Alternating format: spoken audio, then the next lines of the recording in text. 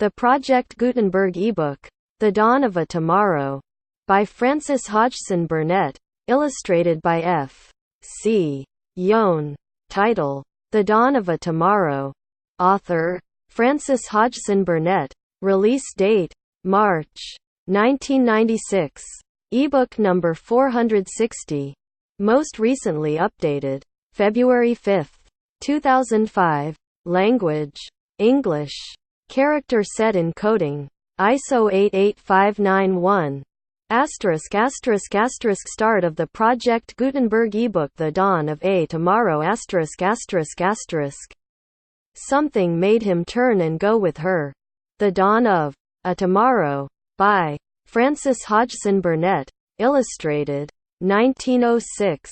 Illustrations from drawings in color by F. C. Yohn. The Dawn of a Tomorrow. There are always two ways of looking at a thing. Frequently there are 6 or 7. But 2 ways of looking at a London fog are quite enough. When it is thick and yellow in the streets and stings a man's throat and lungs as he breathes it. An awakening in the early morning is either an unearthly and gruesome, or a mysteriously enclosing, secluding, and comfortable thing. If one awakens in a healthy body, and with a clear brain rested by normal sleep and retaining memories of a normally agreeable yesterday, one may lie watching the housemaid building the fire, and after she has swept the hearth and put things in order, lie watching the flames of the blazing and crackling wood catch the coals and set them blazing also, and dancing merrily and filling corners with a glow. And in so lying and realizing that leaping light and warmth and a soft bed are good things, one may turn over on one's back, stretching arms and legs luxuriously, drawing deep breaths and smiling at a knowledge of the fog outside which makes 8:30 on a December morning as dark as 12 o'clock on a December night. Under such conditions the soft, thick, yellow gloom has its picturesque and even humorous aspect. One feels enclosed by it at once fantastically and cozily, and is inclined to revel in imaginings of the picture outside. Its Rembrandt lights and orange yellows, the halos about the street lamps, the illumination of shop windows, the flare of torches stuck up over coster barrows and coffee stands, the shadows on the faces of the men and women selling and buying beside them. Refreshed by sleep and comfort and surrounded by light, warmth, and good cheer, it is easy to face the day, to confront going out into the fog and feeling a sort of pleasure in its mysteries. This is one way of looking at it, but only one. The other way is marked by enormous differences. A man, he had given his name to the people of the house as Anthony Dart, awakened in a third-story bedroom in a lodging house in a poor street in London. And as his consciousness returned to him, its slow and reluctant movings confronted the second point of view, marked by enormous differences. He had not slept 2 consecutive hours through the night, and when he had slept he had been tormented by dreary dreams, which were more full of misery because of their elusive vagueness, which kept his tortured brain on a wearying strain of effort to reach some definite understanding of them. Yet when he awakened, the consciousness of being again alive was an awful thing. If the dreams could have faded into blankness and all have passed with the passing of the night, how he could have thanked whatever gods there be, only not to awake, but he had awakened. The clock struck 9 as he did so. Consequently he knew the hour. The lodging-house slavey had aroused him by coming to light the fire. She had set her candle on the hearth and done her work as stealthily as possible. But he had been disturbed, though he had made a desperate effort to struggle back into sleep. That was no use. No use. He was awake and he was in the midst of it all again. Without the sense of luxurious comfort, he opened his eyes and turned upon his back, throwing out his arms flatly, so that he lay as in the form of a cross. in heavy weariness and anguish. For months he had awakened each morning after such a night and had so lain like a crucified thing. As he watched the painful flickering of the damp and smoking wood and coal, he remembered this and thought that there had been a lifetime of such awakenings, not knowing that the morbidness of a fagged brain blotted out the memory of more normal days and told him fantastic lies which were but 100th part truth. He could see only the 100th part truth, and it assumed proportions so huge that he could see nothing else. In such a state, the human brain is an infernal machine, and its workings can only be conquered if the mortal thing which lives with it, day and night, night and day, has learned to separate its controllable from its seemingly uncontrollable atoms, and can silence its clamor on its way to madness. Anthony Dart had not learned this thing, and the clamor had had its hideous way with him. Physicians would have given a name to his mental and physical condition. He had heard these names often applied to men the strain of whose lives had been like the strain of his own, and had left them as it had left him, jaded, joyless, breaking things. Some of them had been broken and had died, or were dragging out bruised and tormented days in their own homes or in mad houses. He always shuddered when he heard their names, and rebelled with sick fear against the mere mention of them. They had worked as he had worked. They had been stricken with the delirium of accumulation. Accumulation. As he had been. They had been caught in the rush and swirl of the great maelstrom, and had been borne round and round in it, until having grasped every coveted thing tossing upon its circling waters, they themselves had been flung upon the shore with both hands full, the rocks about them strewn with rich possessions, while they lay prostrate and gazed at all life had brought with dull, hopeless, anguished eyes. He knew, if the worst came to the worst, what would be said of him, because he had heard it said of others. He worked too hard. He worked too hard. He was sick of hearing it. What was wrong with the world? What was wrong with man? As man, if work could break him like this, if one believed in deity, the living creature it breathed into being must be a perfect thing, not one to be wearied, sickened, tortured by the life its breathing had created. A mere man would disdain to build a thing so poor and incomplete. A mere human engineer who constructed an engine whose workings were perpetually at fault, which went wrong when called upon to do the labor it was made for, who would not scoff at it and cast it aside as a piece of worthless bungling.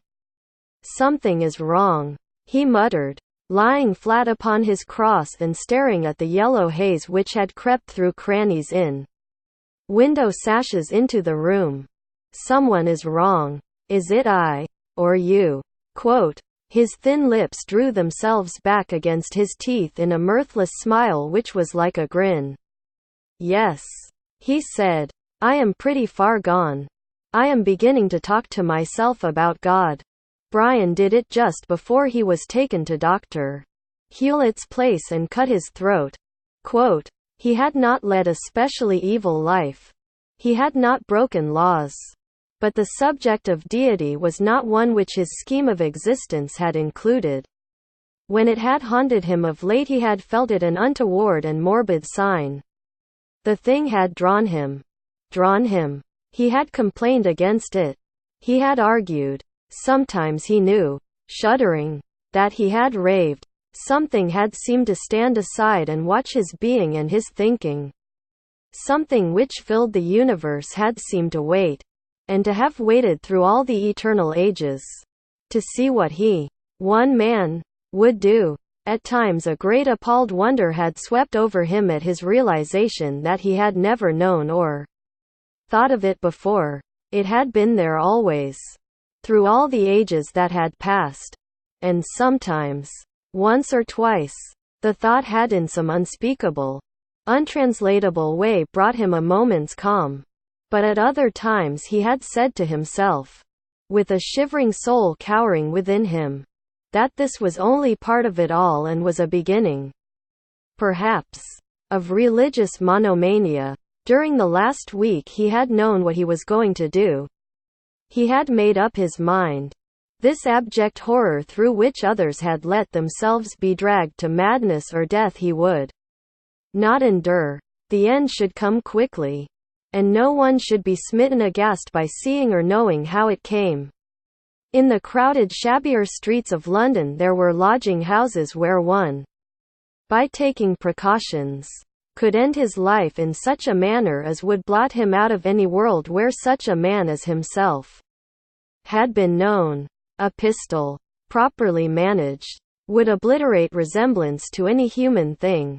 Months ago through chance talk he had heard how it could be done, and done quickly. He could leave a misleading letter. He had planned what it should be, the story it should tell of a disheartened mediocre venturer of his poor all returning bankrupt and humiliated from Australia, ending existence in such pennilessness that the parish must give him a pauper's grave. What did it matter where a man lay? So that he slept. Surely with one's brains scattered one would sleep soundly anywhere. He had come to the house the night before, dressed shabbily with the pitiable respectability of a defeated man. He had entered droopingly with bent shoulders and hopeless hang of head. In his own sphere he was a man who held himself well. He had let fall a few dispirited sentences when he had engaged his back room from the woman of the house, and she had recognized him as one of the luckless. In fact, she had hesitated a moment before his unreliable look until he had taken out money from his pocket and paid his rent for a week in advance. She would have that at least for her trouble. He had said to himself. He should not occupy the room after tomorrow.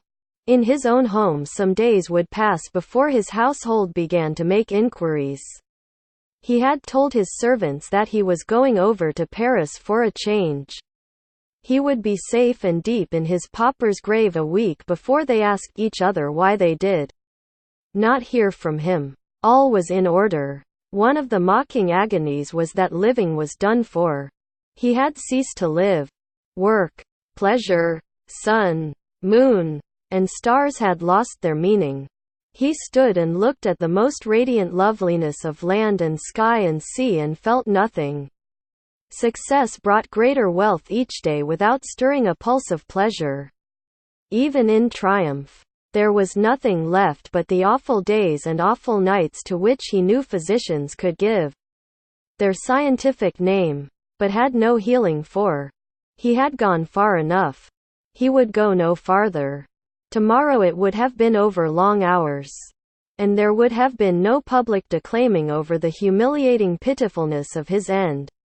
And what did it matter? How thick the fog was outside? Thick enough for a man to lose himself in it. The yellow mist which had crept in under the doors and through the crevices of the window sashes gave a ghostly look to the room. A ghastly, abnormal look, he said to himself. The fire was smoldering instead of blazing. But what did it matter? He was going out. He had not bought the pistol last night. Like a fool. Somehow his brain had been so tired and crowded that he had forgotten. Forgotten. He mentally repeated the word as he got out of bed. By this time tomorrow he should have forgotten everything. This time tomorrow. His mind repeated that also. As he began to dress himself. Where should he be? Should he be anywhere? Suppose he awakened again to something as bad as this. How did a man get out of his body? After the crash and shock, what happened? Did one find oneself standing beside the thing and looking down at it? It would not be a good thing to stand and look down on, even for that which had deserted it. But having torn oneself loose from it and its devilish aches and pains, one would not care. One would see how little it all mattered. Anything else must be better than this. The thing for which there was a scientific name but no healing. He had taken all the drugs.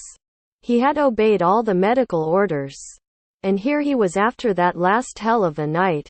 dressing himself in a back bedroom of a cheap lodging house to go out and buy a pistol in this damned fog. He laughed at the last phrase of his thought. The laugh which was a mirthless grin. I am thinking of it as if I was afraid of taking cold, he said. And tomorrow, quote, there would be no tomorrow. Tomorrows were at an end. No more nights. No more days. No more morrows. He finished dressing, putting on his discriminatingly chosen shabby genteel clothes with a care for the effect he intended them to produce. The collar and cuffs of his shirt were frayed and yellow, and he fastened his collar with a pin and tied his worn necktie carelessly.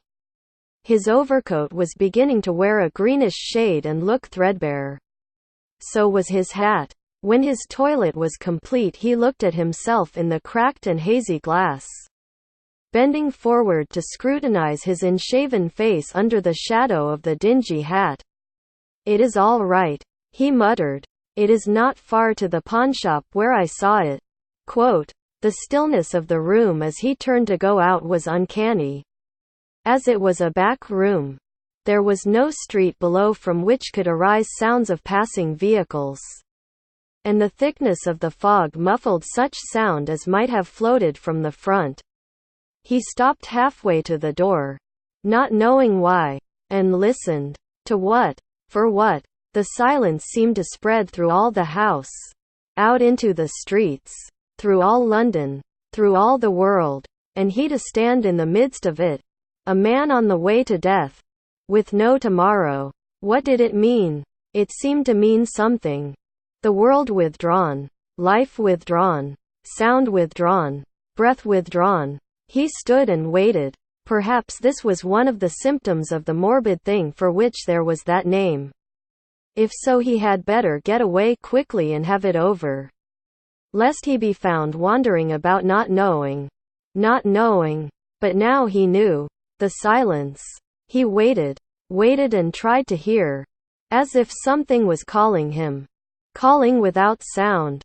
It returned to him, the thought of that which had waited through all the ages to see what he, one man, would do. He had never exactly pitied himself before. He did not know that he pitied himself now. But he was a man going to his death. And a light, cold sweat broke out on him, and it seemed as if it was not he who did it, but some other. He flung out his arms and cried aloud words he had not known he was going to speak. Lord, Lord, what shall I do to be saved? Quote, but the silence gave no answer. It was the silence still. And after standing a few moments panting, his arms fell and his head dropped. And turning the handle of the door, he went out to buy the pistol. Too, as he went down the narrow staircase, covered with its dingy and threadbare carpet, he found the house so full of dirty yellow haze that he realized that the fog must be of the extraordinary ones which are remembered in after years as abnormal specimens of their kind. He recalled that there had been one of the sort 3 years before, and that traffic and business had been almost entirely stopped by it. That accidents had happened in the streets, and that people having lost their way had wandered about turning corners until they found themselves far from their intended destinations and obliged to take refuge in hotels or the houses of hospitable strangers. Curious incidents had occurred and odd stories were told by those who had felt themselves obliged by circumstances to go out into the baffling gloom. He guessed that something of a like nature had fallen upon the town again. The gas light on the landings and in the melancholy hall burned feebly. So feebly that one got but a vague view of the rickety hat stand and the shabby overcoats and headgear hanging upon it. It was well for him that he had but a corner or so to turn before he reached the pawnshop in whose window he had seen the pistol he intended to buy.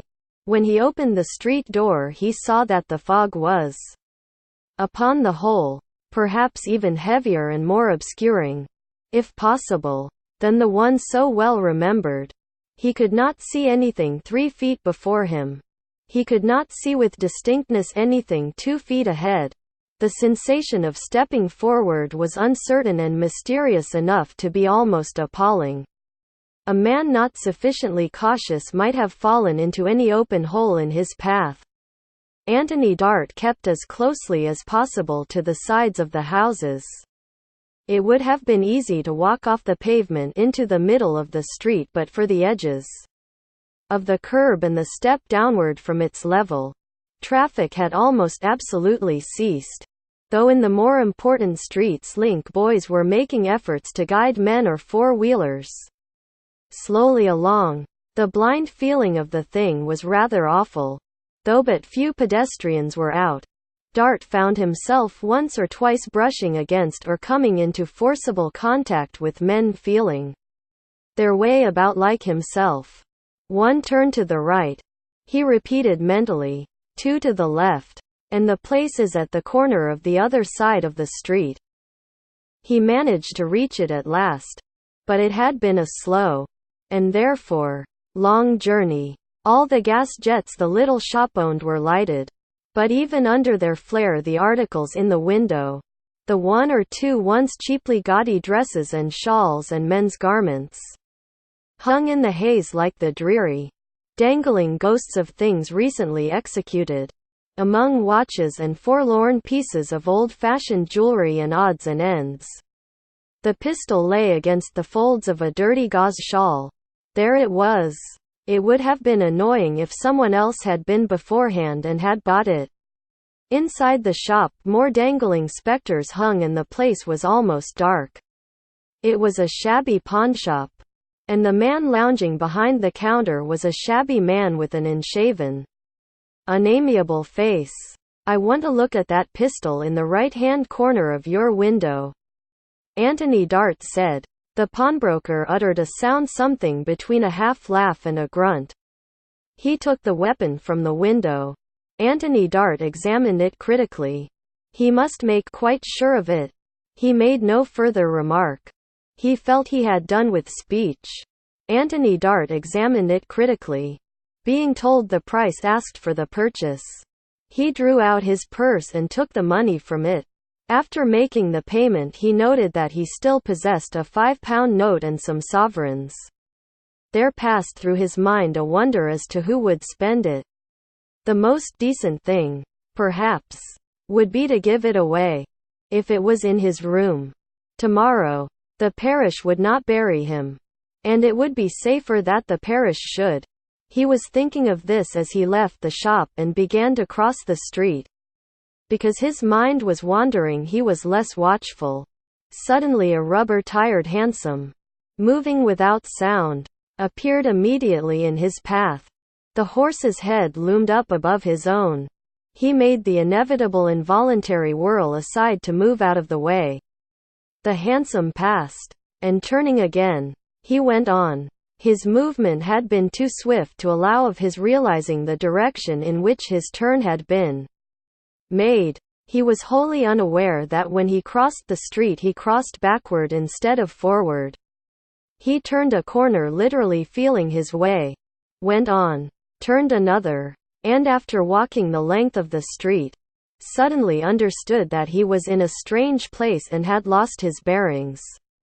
This was exactly what had happened to people on the day of the memorable fog of 3 years before. He had heard them talking of such experiences, and of the curious and baffling sensations they gave rise to in the brain. Now he understood them. He could not be far from his lodgings, but he felt like a man who was blind, and who had been turned out of the path he knew. He had not the resource of the people whose stories he had heard. He would not stop and address anyone. There could be no certainty as to whom he might find himself speaking to. He would speak to no one. He would wander about until he came upon some clue.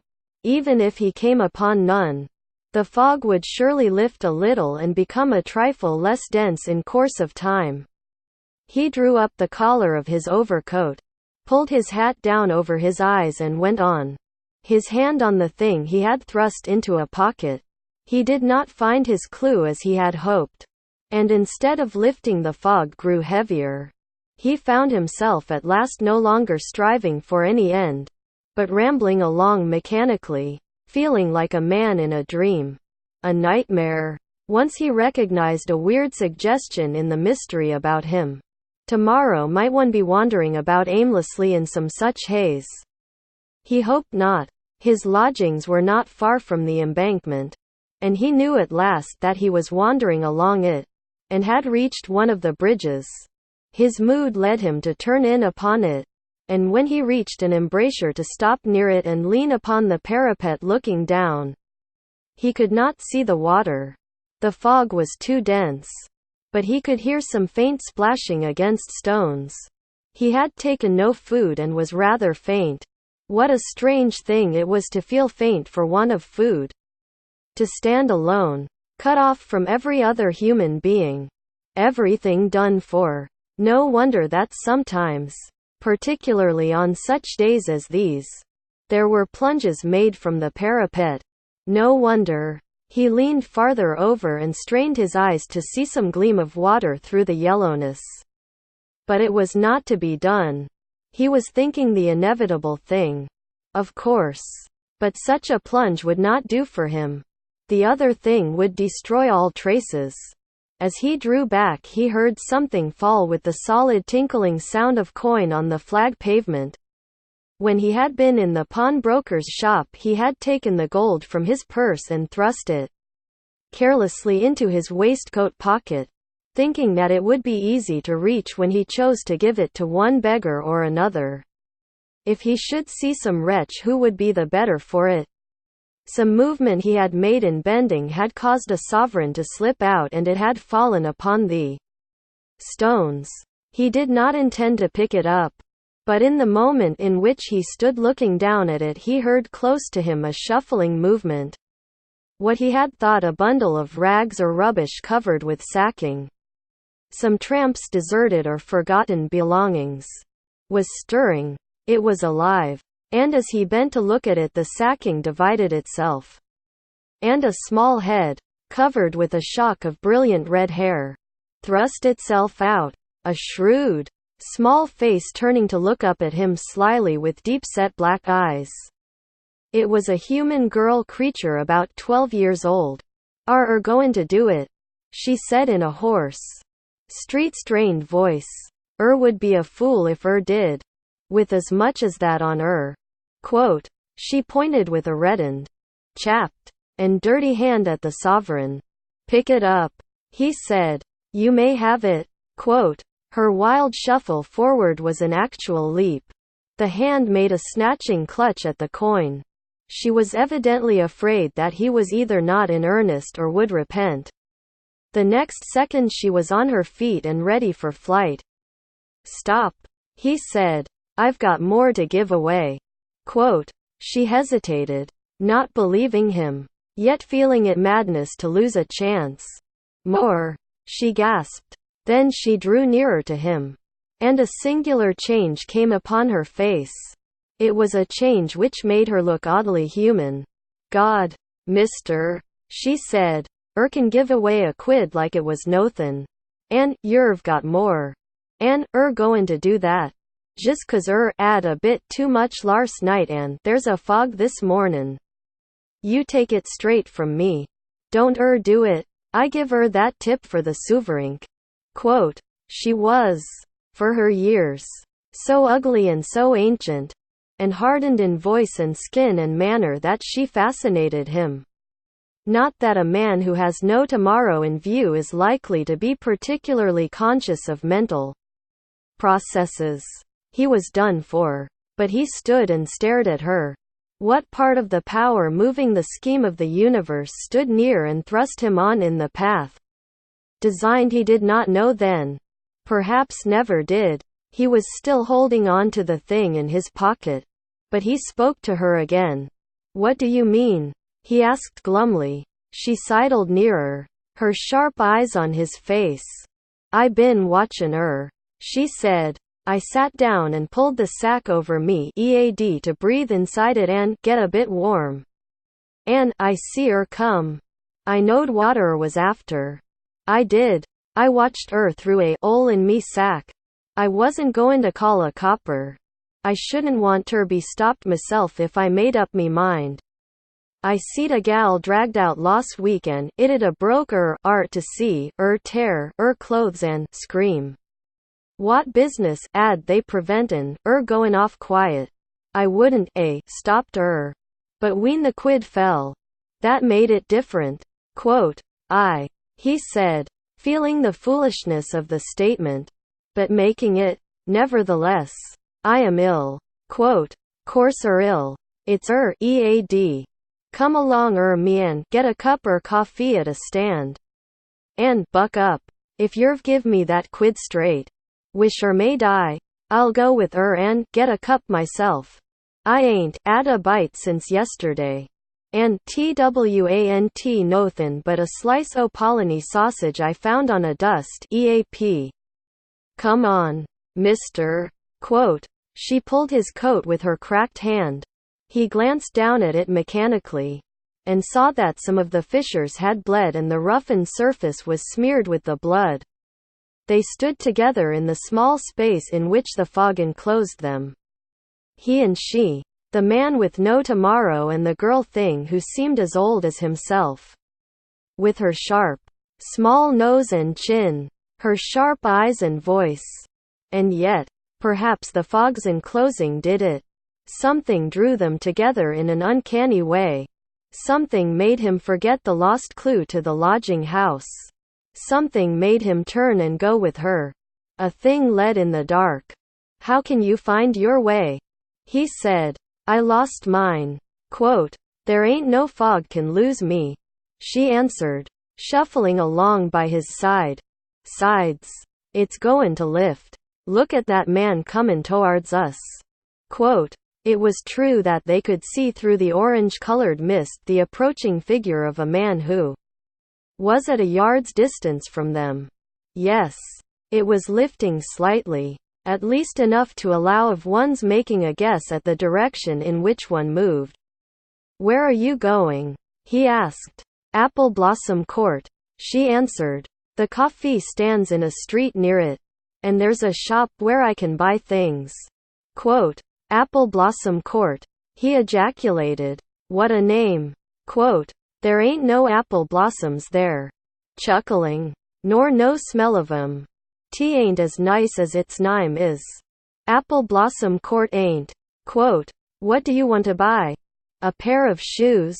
The shoes her naked feet were thrust into were leprous-looking things through which nearly all her toes protruded, but she chuckled when he spoke.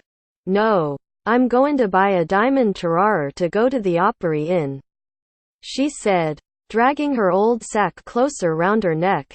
I ain't 'ad a no-un since I went to the last drawin' room. Quote, it was impudent street chaff. But there was cheerful spirit in it. And cheerful spirit has some occult effect upon morbidity. Anthony Dart did not smile. But he felt a faint stirring of curiosity. Which was, after all, not a bad thing for a man who had not felt an interest for a year. What is it you are going to buy? Quote, I'm going to fill me stomach fust. With a grin of elation. 3 thick slices o' bread and drippin' and a mug o' coffee. And then I'm going to get Sumethan ear tea to carry to Polly. She ain't no good. Poor thing. Quote, who is she? Quote, stopping a moment to drag up the heel of her dreadful shoe. She answered him with an unprejudiced directness which might have been appalling if he had been in the mood to be appalled. Ain't 18. And tryin' to earn livin' on the street. She ain't made for it. Little country thing. A loose frightened to death and ready to bust out cryin'. Gents ain't goin' to stand that. A lot of 'em wants cheerin' up as much as she does. Gent as was in liquor last night knocked down and give a black eye. 'Twant ill feelin', but he lost his temper. And give a knock casual. She can't go out tonight. And she's been 'uddled up all day cryin' for mother. Quote, where is her mother? Quote, in the country. On a farm. Polly took a place in a lodgin' 'ouse and got in trouble. The baby was dead. And, when she come out o' Queen Charlotte's she was took in by a woman and kep. She kicked 'er out in a week 'cause of her cryin'. The life didn't suit 'er. I found 'er cryin' fit to split 'er chist one night. Corner o' Apple Blossom Court. An' I took care of 'er. Quote, where? Quote, me chambers. Grinning. Top loft of a 'ouse in the court. If anyone else d avenue it I should be turned out. It's an 'ole. I can tell 'er. But it's better than sleepin' under the bridges. Quote, take me to see it, said Anthony Dart. I want to see the girl.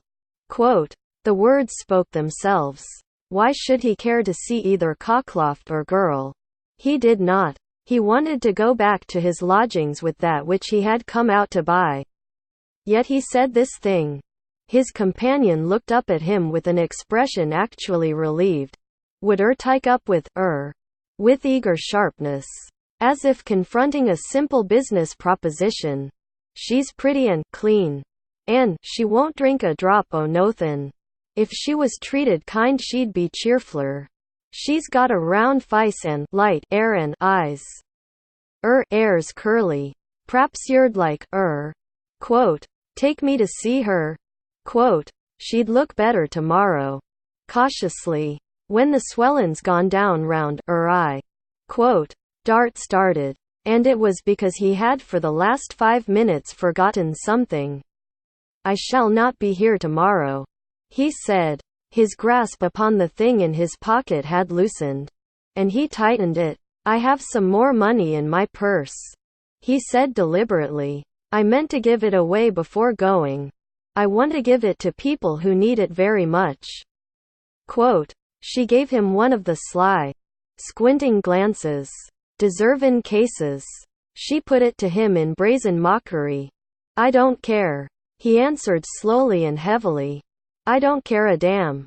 Quote, her face changed exactly as he had seen it change on the bridge when she had drawn nearer to him. Its ugly hardness suddenly looked human. And that she could look human was fantastic. How much, Avenue she asked. How much is it? Quote, about £10. Quote, she stopped and stared at him with open mouth. God, she broke out. £10, descend Apple Blossom Court to Eving. Leastways, it'd take some of it out o' Quote, take me to it, he said roughly. Take me? Quote, she began to walk quickly, breathing fast. The fog was lighter. And it was no longer a blinding thing. A question occurred to Dart. Why don't you ask me to give the money to you? He said bluntly. Dunno, she answered as bluntly. But after taking a few steps farther she spoke again. I'm cheerfler than most of 'em. She elaborated. If born cheerful can stand things. When I gets a job nussin' women's Bibles they don't cry when I 'andles 'em. I gets many a bite and a copper 'cause o' that. Folks likes I shall get on better than Polly when I'm old enough to go on the street. Quote, the organ of whose lagging, sick pumpings Anthony Dart had scarcely been aware for months gave a sudden leap in his breast. His blood actually hastened its pace.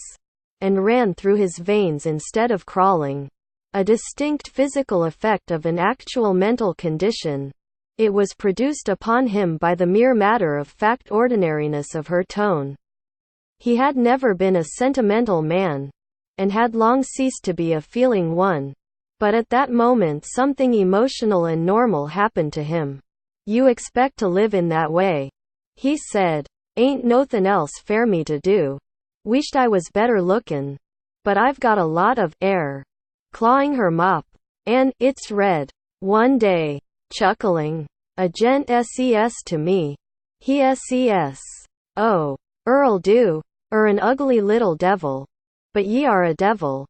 Single quote quote. She was leading him through a narrow, filthy back street. And she stopped. Grinning up in his face. I say, mister, she wheedled. Let's stop at the coffee stand. It's up this way. When he acceded and followed her, she quickly turned a corner. They were in another lane thick with fog, which flared with the flame of torches stuck in costers' barrows which stood here and there. Barrows with fried fish upon them. Barrows with second-hand looking vegetables and others piled with more than second-hand looking garments. Trade was not driving, but near one or two of them dirty, ill-used looking women, a man or so, and a few children stood at a corner which led into a black hole of a court. A coffee stand was stationed, in charge of a burly ruffian in corduroys. "Come along," said the girl. "There it is. It ain't strong, but it's 'ot." The girl held out her hand cautiously, the piece of gold lying upon its palm. She sidled up to the stand, drawing Dart with her, as if glad of his protection. "'Ello, Barney," she said. "'Ere's a gent warns a mug o' 'er best. I've 'ad a bit o' luck, an' I wants one myself." "Garn," growled Barney. "You an' 'er luck. Gent may want a mug, but why d'ee show 'er money fust?" "'Struth, I've got it. Why ain't got the chinga fair wat I avenue in me and air as e, Mister." "Show it," taunted the man, and then turning to Dart, Wants a mug o' coffee." "Yes." The girl held out her hand cautiously, the piece of gold lying upon its palm. "Look, 'ere," she said. There were 2 or 3 men slouching about the stand. Suddenly a hand darted from between 2 of them who stood nearest. The sovereign was snatched. A screamed oath from the girl rent the thick air, and a forlorn enough scarecrow of a young fellow sprang away. The blood leapt in Anthony Dart's veins again, and he sprang after him in a wholly normal passion of indignation. 1,000 years ago, as it seemed to him, he had been a good runner. This man was not one, and want of food had weakened him. Dart went after him with strides which astonished himself. Up the street, into an alley and out of it, a dozen yards more and into a court, and the man wheeled with a hoarse, baffled curse. The place had no outlet. "Hell," was all the creature said. Dart took him by his greasy collar.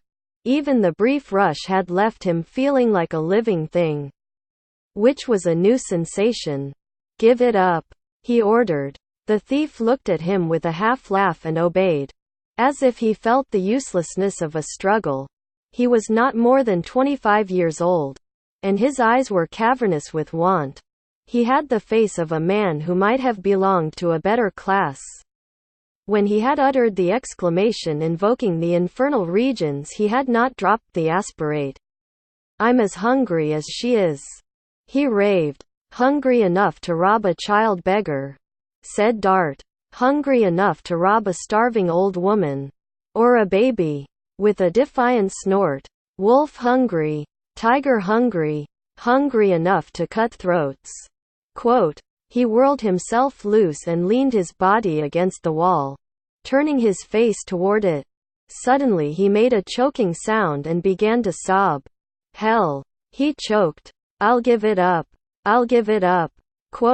What a figure! What a figure! As he swung against the blackened wall, his scarecrow clothes hanging on him, their once decent material making their pinning together of buttonless places, their looseness and rents showing dirty linen, more abject than any other squalor could have made them.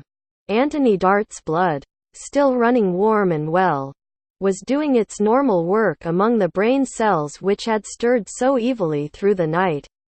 When he had seized the fellow by the collar, his hand had left his pocket. He thrust it into another pocket and drew out some silver. "Go and get yourself some food," he said. "As much as you can eat. Then go and wait for me at the place they call Apple Blossom Court. I don't know where it is, but I am going there. I want to hear how you came to this. Will you come?" The thief lurched away from the wall and toward him. He stared up into his eyes through the fog. The tears had smeared his cheekbones. "God," he said. "Will I come? Look and see if I'll come." Dart looked. "Yes. You'll come," he answered. And he gave him the money. "I'm going back to the coffee stand." Quote, the thief stood staring after him as he went out of the court. Dart was speaking to himself. "I don't know why I did it," he said. "But the thing had to be done." Quote, in the street he turned into he came upon the robbed girl. Running, panting, and crying. She uttered a shout and flung herself upon him. Clutching his coat. "God," he cried. "Will I come?" Quote, "God," she sobbed hysterically. "I thort I'd lost 'er. I thort I'd lost all of it. I did. 'Struth. I'm glad I've found 'er." And she stopped, choking with her sobs and sniffs, rubbing her face in her sack. "Here is your sovereign," Dart said, handing it to her. She dropped the corner of the sack and looked up with a queer laugh. "Did find a copper? Did give him in charge?" Quote, "No," answered Dart. "He was worse off than you. He was starving. I took this from him. But I gave him some money and told him to meet us at Apple Blossom Court." Quote, she stopped short and drew back a pace to stare up at him. "Well," she gave forth, "why, are a queer one." Quote, and yet in the amazement on her face he perceived a remote dawning of an understanding of the meaning of the thing he had done. He had spoken like a man in a dream. He felt like a man in a dream, being led in the thick mist from place to place. He was led back to the coffee stand, where now Barney, the proprietor, was pouring out coffee for a hoarse-voiced coster girl with a draggled feather in her hat, who greeted their arrival hilariously. "Hello, Glad," she cried out. "Got her souvrink back." Quote, Glad, it seemed to be the creature's wild name, nodded, but held close to her companion's side, clutching his coat. "Let's go in there and change it," she said, nodding toward a small pork and ham shop nearby. "And then can take care of it for me." Quote, "What did she call you?" Anthony Dart asked her as they went. Glad, "Don't know as I ever 'ad a Nimo me own. But a little cove as went once to the Panterman told me about a young lady as was Fairy Queen Anne. 'Er name was Gladys Beverly Street. John. So I called myself that. No one never said it all at ONCT. They don't never say nothin' but glad. I'm glad enough this mornin'." Chuckling again. "'Avin' the luck to come up with you, mister. Never had luck like it afore." Quote, they went into the pork and ham shop and changed the sovereign. There was cooked food in the windows. Roast pork and boiled ham and corned beef. She bought slices of pork and beef. And of suet pudding with a few currants sprinkled through it. "Will help me to carry it?" she inquired. "I'll avenue to get a few pen'orth o' coal and wood and a screw o' tea and sugar. My wig, whatta feed me and Polly avenue." Quote, as they returned to the coffee stand she broke more than once into a hop of glee. Barney had changed his mind concerning her. A solid sovereign which must be changed and a companion whose shabby gentility was absolute. Grandeur when compared with his present surroundings made a difference. She received her mug of coffee and thick slice of bread and dripping with a grin, and swallowed the hot sweet liquid down in ecstatic gulps. "Ain't I in luck?" she said, handing her mug back when it was empty. "Gee, me another, Barney." Quote, Anthony Dart drank coffee also and ate bread and dripping. The coffee was hot and the bread and dripping, dashed with salt, quite eatable. He had needed food and felt the better for it.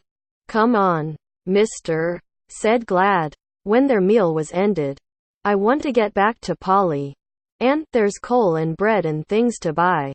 Quote, she hurried him along, breaking her pace with hops at intervals. She darted into dirty shops and brought out things screwed up in paper. She went last into a cellar and returned carrying a small sack of coal over her shoulders.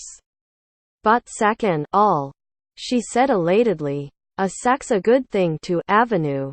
Quote, "Let me carry it for you," said Anthony Dart, "spile or coat," with her sidelong upward glance. "I don't care," he answered. "I don't care a damn." Quote, the final expletive was totally unnecessary, but it meant a thing he did not say. Whatsoever was thrusting him this way and that, speaking through his speech, leading him to do things he had not dreamed of doing, should have its will with him. He had been fastened to the skirts of this beggar imp, and he would go on to the end and do what was to be done this day. It was part of the dream. The sack of coal was over his shoulder when they turned into Apple Blossom Court. It would have been a black hole on a sunny day, and now it was like Hades, lit grimly by a gas jet or two, small and flickering, with the orange haze about them. Filthy flagging, murky doorways, broken steps and broken windows stuffed with rags, and the smell of the sewers let loose had Apple Blossom Court. Glad, with the wealth of the pork and ham shop and other riches in her arms, entered a repellent doorway in a spirit of great good cheer, and Dart followed her. Past a room where a drunken woman lay sleeping with her head on a table, a child pulling at her dress and crying, up a stairway with broken balusters and breaking steps, through a landing, upstairs again, and up still farther until they reached the top. Glad stopped before a door and shook the handle, crying out, "'S only me. Polly, you can open it," she added to Dart in an undertone. "She, as to keep it locked. No knowin' who'd want to get in." Polly, shaking the door handle again. "Polly, 's only me." Quote, the door opened slowly. On the other side of it stood a girl with a dimpled round face which was quite pale. Under one of her childishly vacant blue eyes was a discoloration, and her curly fair hair was tucked up on the top of her head in a knot. As she took in the fact of Anthony Dart's presence, her chin began to quiver. "I ain't fit to see no one," she stammered pitifully. "Why did you?" "Glad. Why did you?" Quote, "Ain't no 'arm in I'm," said Glad. "'E's one o' the friendly ones. 'E give me a souverink. Look what I've got," hopping about as she showed her parcels. "You need not be afraid of me," Anthony Dart said. He paused a second, staring at her, and suddenly added, "Poor little wretch." Quote, her look was so scared and uncertain a thing that he walked away from her and threw the sack of coal on the hearth. A small grate with broken bars hung loosely in the fireplace. A battered tin kettle tilted drunkenly near it. A mattress, from the holes in whose ticking straw bulged, lay on the floor in a corner, with some old sacks thrown over it. Glad had, without doubt, borrowed her shoulder covering from the collection. The garret was as cold as the grave, and almost as dark. The fog hung in it thickly. There were crevices enough through which it could penetrate. Anthony Dart knelt down on the hearth and drew matches from his pocket. "We ought to have brought some paper," he said. Glad ran forward. "What a gent ye are!" she cried. "Why, ain't never goin' to light it?" Quote, "Yes." Quote, she ran back to the rickety table and collected the scraps of paper which had held her purchases. They were small, but useful. That what was round the sausage and the puddin's greasy, she exulted. Polly hung over the table and trembled at the sight of meat and bread. Plainly, she did not understand what was happening. The greased paper set light to the wood, and the wood to the coal. All three flared and blazed with a sound of cheerful crackling. The blaze threw out its glow as finely as if it had been set alight to warm a better place. The wonder of a fire is like the wonder of a soul. This one changed the murk and gloom to brightness, and the deadly damp and cold to warmth. It drew the girl Polly from the table despite her fears. She turned involuntarily, made 2 steps toward it, and stood gazing while its light played on her face. Glad whirled and ran to the hearth. "Yeve put on a lot," she cried. "But, oh, my God, don't it warm? Come on, Polly, come on." Quote, she dragged out a wooden stool, an empty soap box, and bundled the sacks into a heap to be sat upon. She swept the things from the table and set them in their paper wrappings on the floor. "Let's all sit down close to it. Close," she said, "and get warm and eat. And eat." Quote, she was the leaven which leavened the lump of their humanity. What this leaven is, who has found out? But she, little rat of the gutter, was formed of it, and her mere pure animal joy in the temporary animal comfort of the moment stirred and uplifted them from their depths. 3. They drew near and sat upon the substitutes for seats in a circle. And the fire threw up flame and made a glow in the fog hanging in the black hole of a room. It was Glad who set the battered kettle on, and when it boiled made tea. The other two watched her. Being under her spell, she handed out slices of bread and sausage and pudding on bits of paper. Polly fed with tremulous haste, Glad herself with rejoicing and exulting in flavors. Anthony Dart ate bread and meat as he had eaten the bread and dripping at the stall, accepting his normal hunger as part of the dream. Suddenly Glad paused in the midst of a huge bite. "Mister," she said, "p'raps that cove's waitin' fair Let's Avenue, I'm in. I'll go and fetch I'm." Quote, she was getting up, but Dart was on his feet first. "I must go," he said. "He is expecting me and." Quote, "Ah," said Glad. "Lemma go along mister, just to show there's no ill feelin'." Quote, "Very well," he answered. It was she who led, and he who followed. At the door she stopped and looked round with a grin. "Keep up the fire, Polly," she threw back. "Ain't it warm and cheerful? It'll do the cove good to see it." Quote, she led the way down the black, unsafe stairway she always led. Outside the fog had thickened again, but she went through it as if she could see her way. At the entrance to the court the thief was standing, leaning against the wall with fevered, unhopeful waiting in his eyes. He moved miserably when he saw the girl, and she called out to reassure him. "I ain't up to no 'arm," she said. "I come with the gent." Quote, Anthony Dart spoke to him. "Did you get food?" Quote, the man shook his head. "I turned faint after you left me, and when I came to I was afraid I might miss you," he answered. "I daren't lose my chance. I bought some bread and stuffed it in my pocket. I've been eating it while I've stood here." Quote, "Come back with us," said Dart. "We are in a place where we have some food." Quote, he spoke mechanically, and was aware that he did so. He was a pawn pushed about upon the board of this day's life. "Come on," said the girl. Can get enough to last fair 3 days." Quote, she guided them back through the fog until they entered the murky doorway again. Then she almost ran up the staircase to the room they had left. When the door opened the thief fell back a pace as before an unexpected thing. It was the flare of firelight which struck upon his eyes. He passed his hand over them. "A fire," he said. "I haven't seen one for a week. Coming out of the blackness it gives a man a start." Quote, improvident joy gleamed in Glad's eyes. "We'll be warm onct," she chuckled. "If we ain't never warm again." Quote, she drew her circle about the hearth again. The thief took the place next to her and she handed out food to him. A big slice of meat, bread, a thick slice of pudding. "Fill yourself up," she said. "Then you'll feel like can talk." Quote, the man tried to eat his food with decorum, some recollection of the habits of better days restraining him. But starved nature was too much for him. His hands shook. His eyes filled. His teeth tore. The rest of the circle tried not to look at him. Glad and Polly occupied themselves with their own food. Anthony Dart gazed at the fire.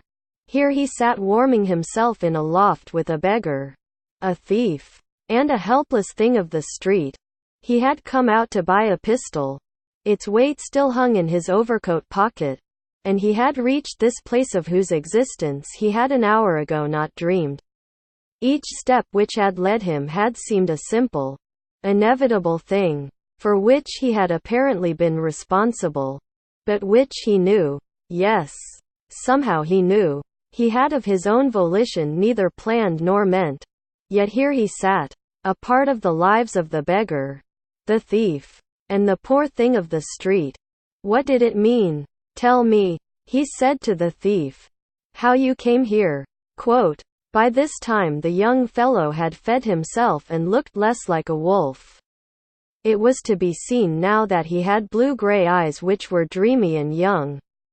I have always been inventing things, he said a little huskily.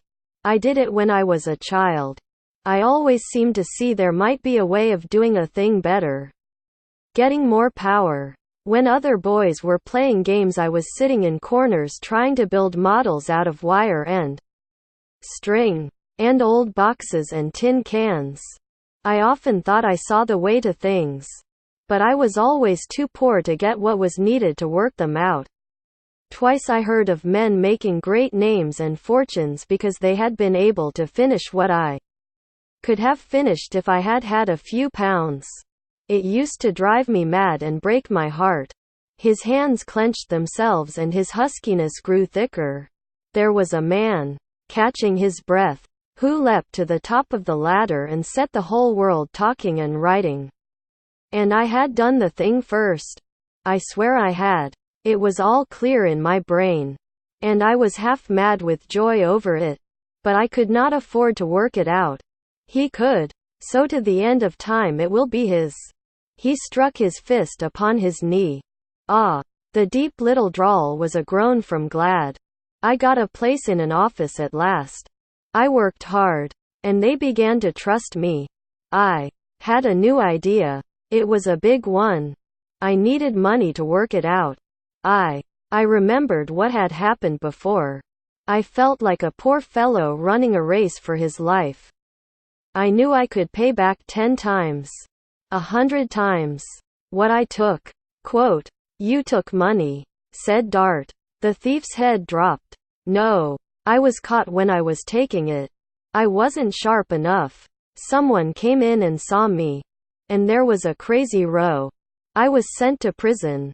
There was no more trying after that. It's nearly 2 years since. And I've been hanging about the streets and falling lower and lower. I've run miles panting after cabs with luggage in them and not had strength to carry in the boxes. When they stopped, I've starved and slept out of doors. But the thing I wanted to work out is in my mind all the time. Like some machine tearing round. It wants to be finished. It never will be. That's all. Quote, Glad was leaning forward staring at him. Her roughened hands with the smeared cracks on them clasped round her knees. Things, as to be finished. She said. They finish theirselves. Quote, how do you know? Dart turned on her. Dunno 'ow I know. But I do. When things begin they finish. It's like a wheel rollin' down an 'ill. Her sharp eyes fixed themselves on Dart's. All of USLL finish somethin'. 'Cause we've begun. You will. Polly will. E will. I will. She stopped with a sudden sheepish chuckle and dropped her forehead on her knees. Giggling. Dunno what I'm talking about, she said. But it's true. Quote, Dart began to understand that it was. And he also saw that this ragged thing who knew nothing whatever looked out on the world with the eyes of a seer. Though she was ignorant of the meaning of her own knowledge. It was a weird thing. He turned to the girl Polly. Tell me how you came here. He said. He spoke in a low voice and gently. He did not want to frighten her. But he wanted to know how she had begun. When she lifted her childish eyes to his, her chin began to shake. For some reason she did not question his right to ask what he would. She answered him meekly, as her fingers fumbled with the stuff of her dress. "I lived in the country with my mother," she said. "We was very happy together. In the spring there was primroses and lambs. I can't abide to look at the sheep in the park these days. They remind me so. There was a girl in the village got a place in town and came back and told us all about it. It made me silly. I wanted to come here, too. I came." She put her arm over her face and began to sob. "She can't tell you," said Glad. "There was a swell in the 'ouse made love to her. She used to carry up coals to 'is parlour and 'e talked to 'er. 'E 'ad a why with 'im." Quote. Polly broke into a smothered wail. "Oh, I did love him so. I did," she cried. "I'd have let him walk over me. I'd have let him kill me." Quote. "E nearly did it," said Glad. "E went away sudden and she's never 'eard word of 'im since." Quote. From under Polly's face-hiding arm came broken words. "I couldn't tell my mother. I did not know how. I was too frightened and ashamed. Now it's too late. I shall never see my mother again. And it seems as if all the lambs and primroses in the world was dead. Oh, they're dead. They're dead. And I wish I was, too." Quote. Glad's eyes winked rapidly and she gave a hoarse little cough to clear her throat. Her arms still clasping her knees, she hitched herself closer to the girl and gave her a nudge with her elbow. "Buck up, Polly," she said. "We ain't none of us finished yet. Look at us now, sittin' by our own fire with bread and puddin' inside us. And think what we was this mornin'. Who knows what we'll avenue this time to-morrow." Quote. Then she stopped and looked with a wide grin at Anthony Dart. "'Ow did I come 'ere?" she said. "Yes," he answered. "How did you come here?" Quote. "I dunno," she said. "I was 'ere first thing I remember. I lived with a old woman in another 'ouse in the court. One mornin' when I woke up she was dead. Sometimes I've begged and sold matches. Sometimes I've took care of women's children or 'elped 'em when they 'ad to lie up. I've seen a lot, but I like to see a lot. 'Ope I'll see a lot more afore I'm done. I'm used to bein' 'ungry and cold, and all that, but I allers like to see what's comin' to-morrow. There's allers somethin' else to-morrow. That's all about me." And she chuckled again. Dart picked up some fresh sticks and threw them on the fire. There was some fine crackling and a new flame leapt up. "If you could do what you liked," he said, "what would you like to do?" Quote. Her chuckle became an outright laugh. "If I 'ad £10, she asked, evidently prepared to adjust herself in imagination to any form of unlooked-for good luck. "If you had more." Quote. His tone made the thief lift his head to look at him. "If I 'ad a wand like the one Jem told me was in the pantermin." Quote. "Yes," he answered. She sat and stared at the fire a few moments, and then began to speak in a low luxuriating voice. "I'd get a better room," she said, reveling. "There's one in the next 'ouse. I'd avenue a few sticks o' furniture in it. A bed and a chair or two. I'd get some warm petticoats and a shawl and a 'at with a ostrich feather in it. Polly and Med lived together. We'd avenue fire and grub every day. I'd get drunken bets by puddin' and ome. I'd elp the women when they 'ad to lie up. I'd elp I'm a bit," with a jerk of her elbow toward the thief. "If E was kept fed raps E could work out that thing in is EAD. I'd go round the court and ELP them with US bands that knocks 'em about. I'd put a stop to the knockin' about." A queer fixed look showing itself in her eyes. "If I 'ad money I could do it." "'Ow much?" With sudden prudence. "Could a body avenue with one o' them wands?" Quote. More than enough to do all you have spoken of, answered Dart. It's a shame a body couldn't avenue it. Apple Blossom Court d be a different thing. It'd be the sime as Miss Montalban says it's goin' to be. She laughed again, this time as if remembering something fantastic. But not despicable. Who is Miss Montalban? Quote, she's a old woman as lives next floor below. When she was young she was pretty and used to dance in the alls. Drunken Bet says she was one o' the vust. When she got old it made mad and she got wusser. She was ready to tear gals' eyes out. And, when she'd get took for makin' a row she'd fight like a tiger cat. About a year ago she tumbled downstairs when she'd 'ad too much and she broke both 'er legs. You remember? Polly. Quote, Polly hid her face in her hands. Oh, when they took her away to the hospital. She shuddered. Oh, when they lifted her up to carry her. Quote, I thought Polly'd avenue a fit when she 'eard screamin' and swearin'. My, it was language. But it was the orspital did it. Quote, did what? Quote, dunno, with an uncertain, even slightly odd laugh. Dunno what it did. Neither does nobody else. But somethin' 'appened. It was along of a liddy as come in one day and talked to 'er when she was leein' there. My eye, chuckling. It was queer talk. But I liked it. P'raps it was lies. But it was cheerful lies that 'elps 'er. What ISES is.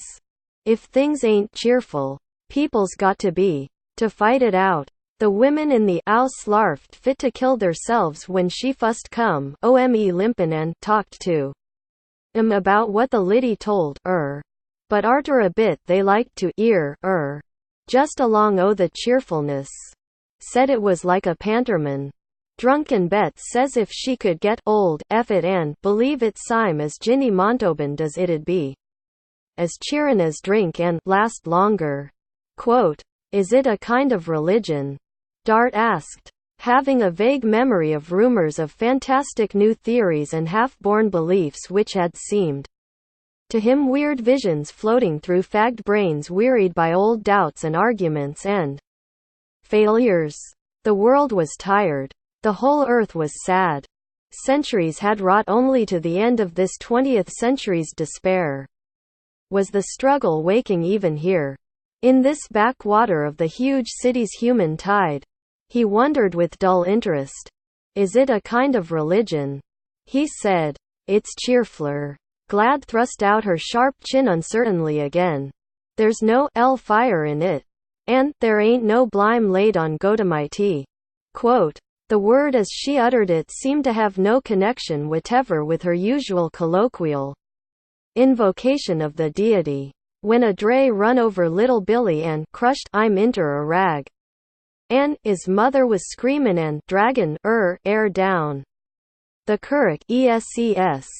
It's God's will. ESCS. An' ain't no bad sort neither. An' 'is face was white and wet with sweat.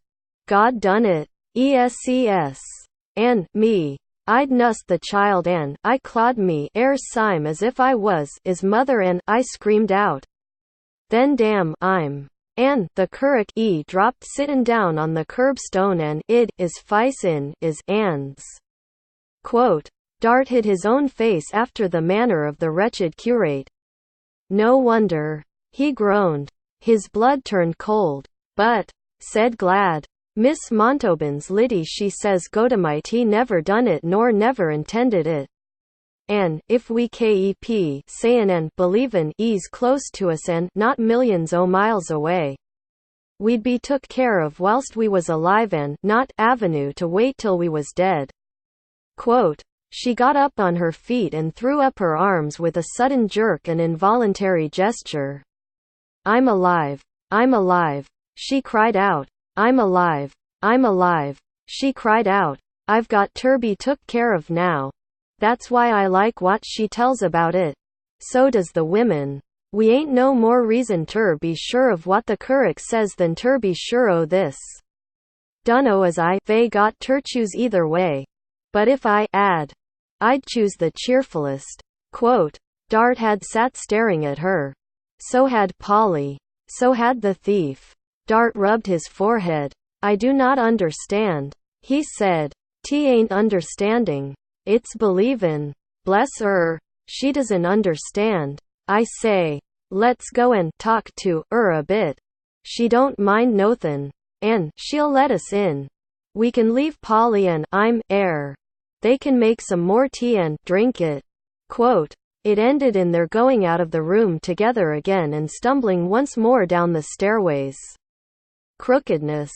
At the bottom of the first short flight they stopped in the darkness and Glad knocked at a door. With a summons manifestly expectant of cheerful welcome. She used the formula she had used before. "Sony me. Miss Montalban," she cried out. "Sony Glad." Quote, the door opened in wide welcome. And confronting them as she held its handle stood a small old woman with an astonishing face. It was astonishing because while it was withered and wrinkled with marks of past years which had once stamped their reckless unsavoriness upon its every line, some strange redeeming thing had happened to it, and its expression was that of a creature to whom the opening of a door could only mean the entrance, the tumbling in as it were, of hopes realized. Its surface was swept clean of even the vaguest anticipation of anything not to be desired. Smiling as it did through the black doorway into the unrelieved shadow of the passage. It struck Anthony Dart at once that it actually implied this. And that in this place, and indeed in any place, nothing could have been more astonishing. What could? Indeed. Well, she said. Come in. Glad. Bless her. Quote, I've brought a gent to ear talk a bit. Glad explained informally. The small old woman raised her twinkling old face to look at him. Ah, she said, as if summing up what was before her. E thinks it's worse than it is. Doesn't E? Now. Come in, sir. Do. Quote, this time it struck Dart that her look seemed actually to anticipate the evolving of some wonderful and desirable thing from himself. As if even his gloom carried with it treasure as yet undisplayed. As she knew nothing of the 10 sovereigns, he wondered what, in God's name, she saw. The poverty of the little square room had an odd cheer in it. Much scrubbing had removed from it the objections manifest in Glad's room above. There was a small red fire in the grate, a strip of old, but gay carpet before it. 2 chairs and a table were covered with a harlequin patchwork made of bright odds and ends of all sizes and shapes. The fog in all its murky volume could not quite obscure the brightness of the often rubbed window, and its harlequin curtain drawn across upon a string. Bless her, said Miss Montalban. Sit down. Quote, Dart sat and thanked her. Glad dropped upon the floor and girdled her knees comfortably while Miss Montalban took the second chair, which was close to the table, and snuffed the candle which stood near a basket of colored scraps such as, without doubt, had made the harlequin curtain. Won't mind me goin' on with me bit o' work, she chirped. Tell I'm what it is, Glad suggested. They come from a dressmaker as is in a small way, designating the scraps by a gesture. I clean up for her and she lets me avenue 'em. I make 'em up into anythink I can. Pin cushions and bags and curtings and balls. Nobody'd think what they run to sometimes. Now and then I sell some of 'em. What I can't sell I give away. Quote, Drunken Bet's Bybie plays with her ball all day, said Glad. Ah, said Miss Montalban, drawing out a long needleful of thread. Bet. She thinks it worse than it is. Quote, could it be worse? Asked Dart. Could anything be worse than everything is? Quote, lots, suggested Glad.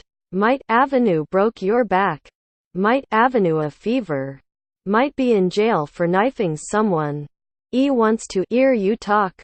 Miss Montalban. Tell I'm all about yourself. Quote, Me. Her expectant eyes on him. Wouldn't want to 'ear it. I shouldn't want to 'ear it myself. Bein' on the alls when a pretty girl ain't an 'elpful life. An' bein' took up and dropped down till dropped in the gutter and don't know 'ow to get out. It's what mustn't let mind go back to. Quote, "That's what the Liddy said." Called out glad. Tell I'm about the Liddy. She doesn't even know who she was. The remark was tossed to Dart. Never even 'eard name. With unabated cheer said Miss Montalban. She come and she went and me too low to do anything but lie and look at and listen. And which of us two is mad? I ses to myself. But I lay thinkin' and thinkin'. And it was so cheerful I couldn't get it out of me ead. Nor never avenue since. Quote, "What did she say?" Quote, "I couldn't remember the words. It was the way they took away things a body's afraid of. It was about things never 'aven't really been like what we thought they was. Go to my tea now. There ain't a bit of 'arm in I'm." Quote, "What?" he said with a start. Never done the accidents and the trouble. It was us as went out of the light into the dark. If we'd kept in the light all the time, and thought about it, and talked about it, we'd never 'ad nothin' else. Tea ain't punishment neither. Tea ain't nothin' but the dark. And the dark ain't nothin' but the light bein' away. Keep in the light. She ses. Never think of nothin' else. And then you'll begin and see things. Everybody's been afraid. There ain't no need. You believe that?" Quote, "Believe," said Dart heavily. She nodded. "Yes.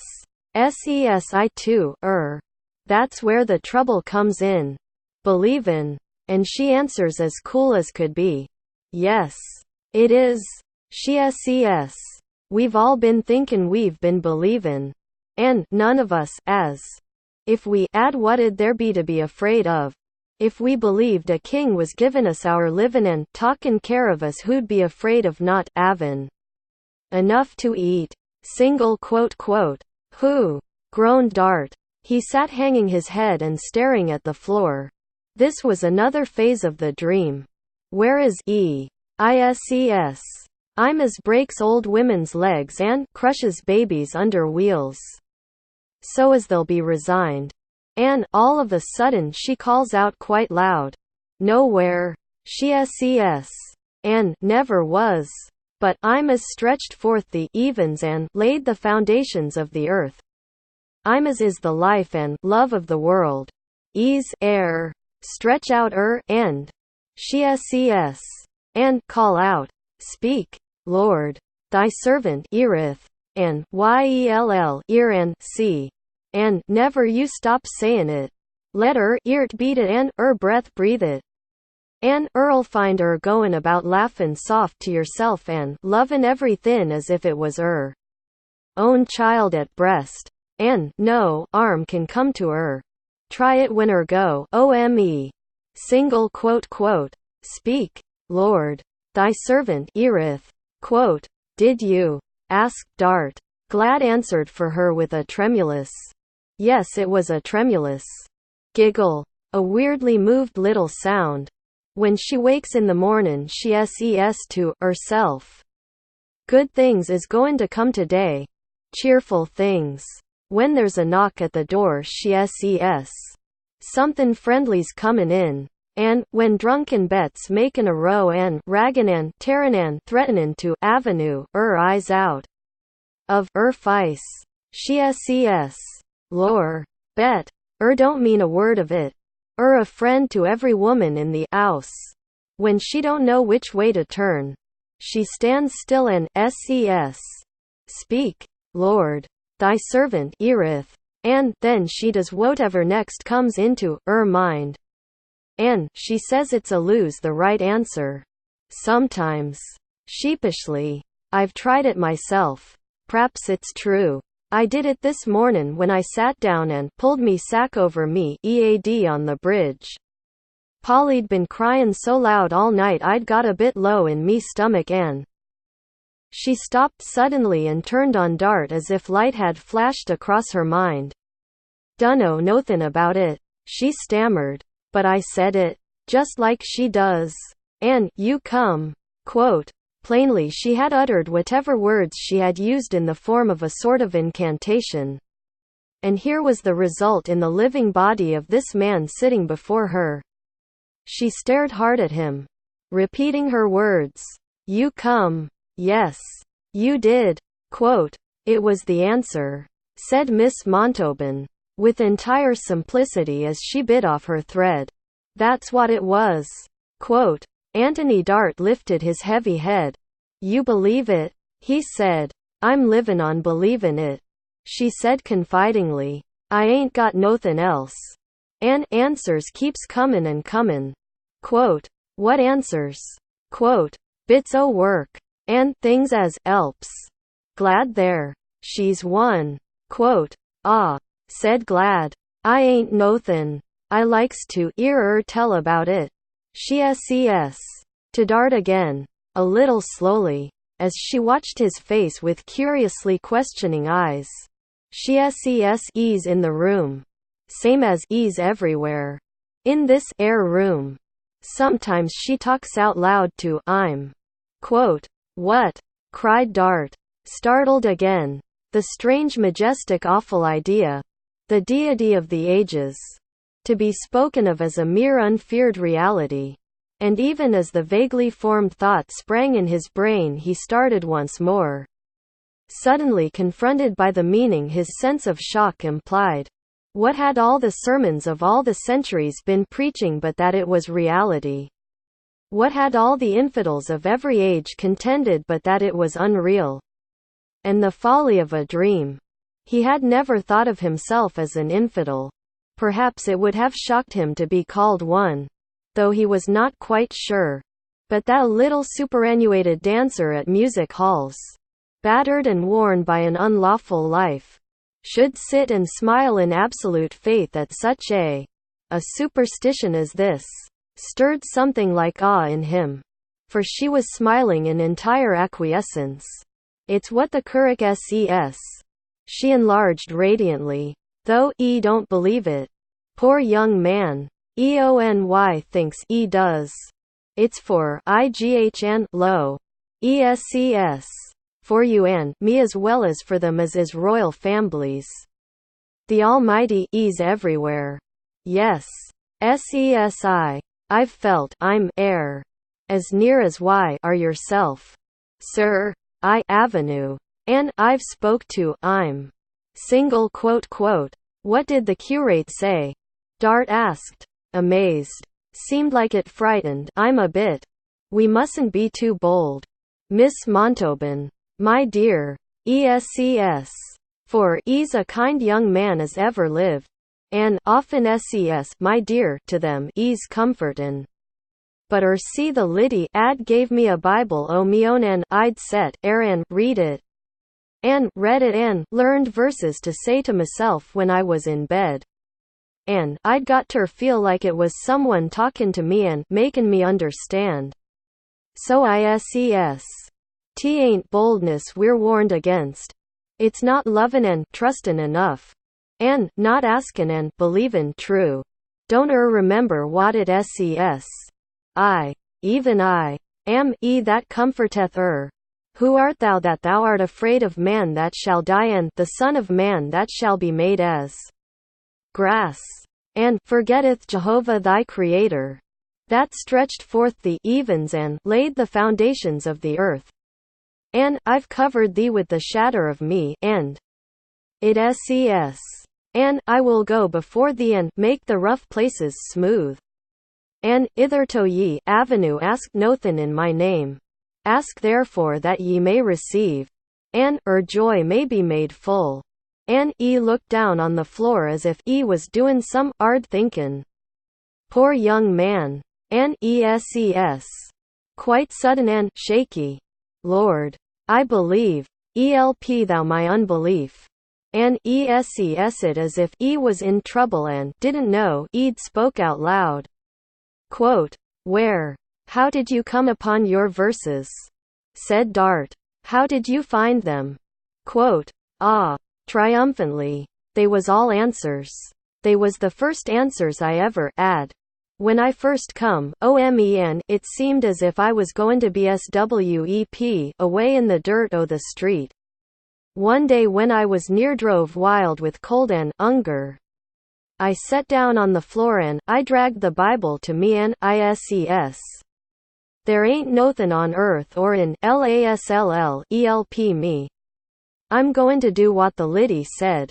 Mad or not. An' I 'eld the book. An' I 'eld my breath, too. 'Cause it was like waitin' for the end o' the world. An' after a bit I 'ears myself call out in a oyer whisper, Speak, Lord. Thy servant 'eareth. Show me a ope. An' I was tremblin' all over when I opened the book. And there it was. I will go before thee and make the rough places smooth. I will break in pieces the doors of brass and will cut in sunder the bars of iron. And I knowed it was a answer. Quote, you knew it was an answer. Quote, what else was it? With a shining face, I'd ARST for it. And there it was. And in about a hour glad come runnin' up air. And she'd 'ad a bit o' luck. Quote, 'twasn't nothin' much. Glad broke in deprecatingly. Ony I'd got somethin' to eat and a bit o' fire. Quote, an' she made me go and avenue a ear tea meal. An' set and warm myself. An' she was that cheerful and full o' pluck. She 'elped me to forget about the things that was makin' me into a madwoman. She was the answer. Same as the book 'ad promised. They comes in different ways the answers does. Bless 'er. They don't come in claps of thunder and streaks o' lightnin'. They just comes easy and natural. So's sometimes don't think for a minute or two that they're answers at all. But it comes to in a bit and eart stands still for joy. And ever since then I just go to me book and ARST. P'raps. Her smile an illuminating thing. Me bein' the low and poor in spirit at the beginnin'. An' settin' all alone by myself day in and day out. Just thinkin' it all over. An' arstin'. An' waitin'.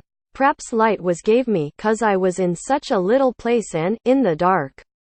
But I ain't poor in spirit now. Lor. No.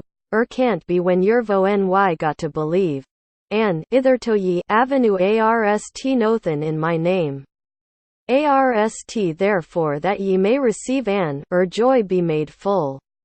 Single quote quote. Am I sitting here listening to an old female reprobate's disquisition on religion? Passed through Antony Dart's mind. Why am I listening? I am doing it because here is a creature who believes. Knowing no doctrine. Knowing no church. She believes. She thinks she knows her deity is by her side. She is not afraid. To her simpleness the awful unknown is the known. And with her, quote, suppose it were true, he uttered aloud, in response to a sense of inward tremor. Suppose it were true. And he was not speaking either to the woman or the girl. And his forehead was damp. God, said Glad, her chin almost on her knees, her eyes staring fearsomely. Suppose it was. An' a sittin' an' not knowin' it. An' no one knowin' it. Nor gettin' the good of it. Sime as if pondering hard in search of simile. Sime as if no one 'ad never knowed about 'lectricity. An' there wasn't no 'lectric lights nor no 'lectric nothin'. ONCT nobody knowed. An' all the sime it was there. Jest waitin'. Quote, her fantastic laugh ended for her with a little choking, vaguely hysteric sound. Blimey, she said. Ain't it queer? Us not knowin' if it's true. Quote, Antony Dart bent forward in his chair. He looked far into the eyes of the ex-dancer as if some unseen thing within them might answer him.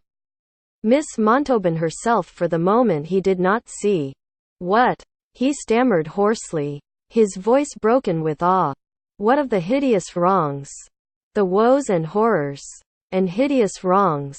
Quote, there wouldn't be none if we was right. If we never thought nothin' but good's comin'. Good's air. If we every one of us thought it. Every minute of every day. Quote, she did not know she was speaking of a millennium. The end of the world. She sat by her one candle, threading her needle and believing she was speaking of today. He laughed a hollow laugh. If we were right, he said, it would take long, to make us all so. Quote, it would be slow p'raps. Well, so it would, but good comes quick for them as begins callin' it. It's been quick for me. Drawing her thread through the needle's eye triumphantly. Lor, yes. Me legs is better. Me luck's better. People's better. Bless her, yes. Quote, it's true, said Glad. She gets on somehow. Things comes. She never wants no drink. Me now. She applied to Miss Montalban. If I took it up same as you. WOTD come to a gal like me. Quote, what you dear want ter come. Dart saw that in her mind was an absolute lack of any premonition of obstacle. WOTD or ARST fair in her own mind. Quote, Glad reflected profoundly. Polly, she said, she wants to go, to, mother and, to the country. I ain't got no mother and, what I, ear of the country seems like I'd get tired of it.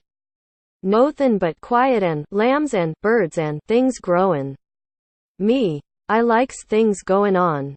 I likes people and organs and, buses. I'd stay, same as I told you. With a jerk of her hand toward Dart. And, do things in the court. If I, add a bit o' money. I don't wanna live no gay life when I'm a woman. It's too, 'ard. As poor UNSN's too bad. Wisht I knowed I could get on somehow. Quote, good'll come, said Miss Montalban. Just you say the same as me every mornin'. Good's fillin' the world. An' some of it's comin' to me. It's bein' sent. An' I'm goin' to meet it. It's comin'. It's comin'. Single quote quote. She bent forward and touched the girl's shoulder with her astonishing eyes alight. Bless what's in my room's in yours. Lor, yes. Quote, Glad's eyes stared into hers. They became mysteriously, almost awesomely, astonishing also. Is it? She breathed in a hushed voice. Yes. Lor, yes. When get up in the mornin' you just stand still and arst it. Speak, Lord. SESU. Speak, Lord.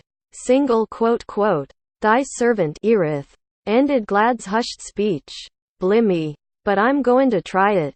Quote, perhaps the brain of her saw it still as an incantation. Perhaps the soul of her, called up strangely out of the dark and still new-born and blind and vague, saw it vaguely and half-blindly as something else. Dart was wondering which of these things were true. We've never been expectin' nothin' that's good, said Miss Montalban. We're a-lose expectin' the other. Who isn't? I was a-lose expectin' rheumatiz and, 'unger and, cold and, starvin' old age. What was you lookin' for? To Dart. He looked down on the floor and answered heavily. Failing brain. Failing life. Despair. Death. Quote, none of 'em's comin'. If don't call 'em. Stand still and, listen for the other.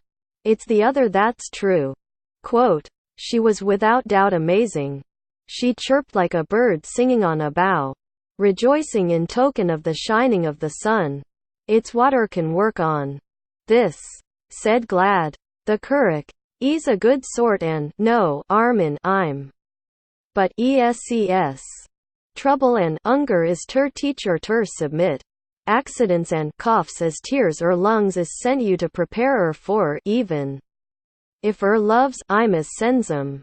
I'll go there. Avenue ever been. SESI. Avenue ever saw anyone that's been. Avenue ever saw anyone that's been. No. ESCS. Don't.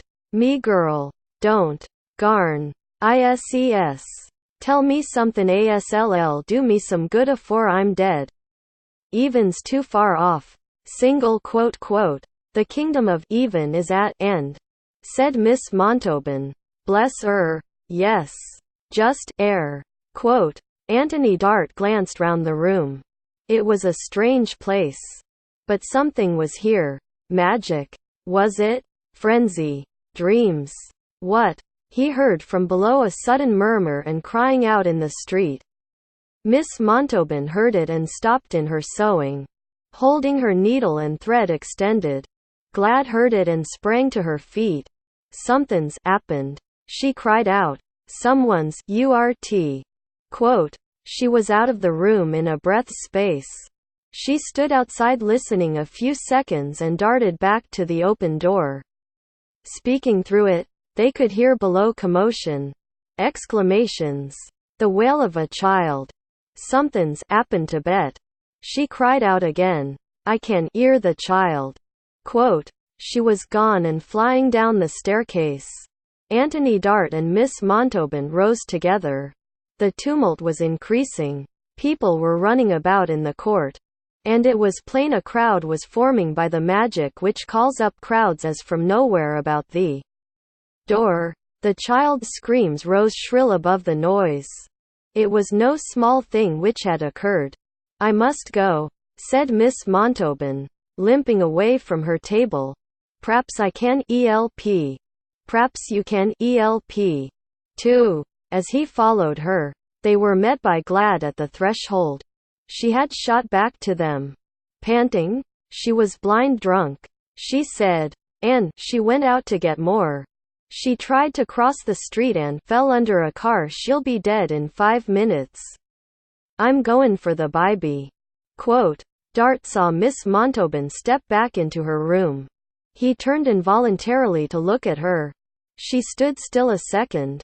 So still that it seemed as if she was not drawing mortal breath.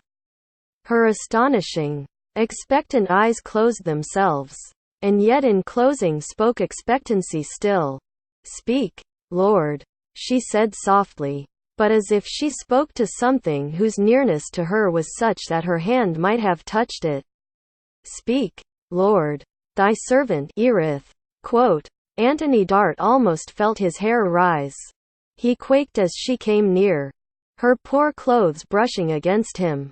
He drew back to let her pass first, and followed her leading. The court was filled with men, women, and children, who surged about the doorway, talking, crying, and protesting against each other's crowding. Dart caught a glimpse of a policeman fighting his way through with a doctor. A disheveled woman with a child at her dirty, bare breast had got in and was talking loudly. Just outside the court it was, she proclaimed. And I saw it. If she'd been herself it couldn't avenue happened. No time for hospitals. SESI. She's not 20 breaths to draw. Let her die in her own bed. Poor thing. And both she and her baby breaking into wails at one and the same time. Other women, some hysteric, some maudlin with gin, joined them in a terrified outburst. Get out, you women, commanded the doctor, who had forced his way across the threshold. Send them away, officer. To the policeman. There were others to turn out of the room itself, which was crowded with morbid or terrified creatures, all making for confusion. Glad had seized the child and was forcing her way out into such air as there was outside. The bed, a strange and loathly thing, stood by the empty, rusty fireplace. Drunken Bet lay on it, a bundle of clothing over which the doctor bent for but a few minutes before he turned away. Anthony Dart, standing near the door, heard Miss Montalban speak to him in a whisper. May I go to her?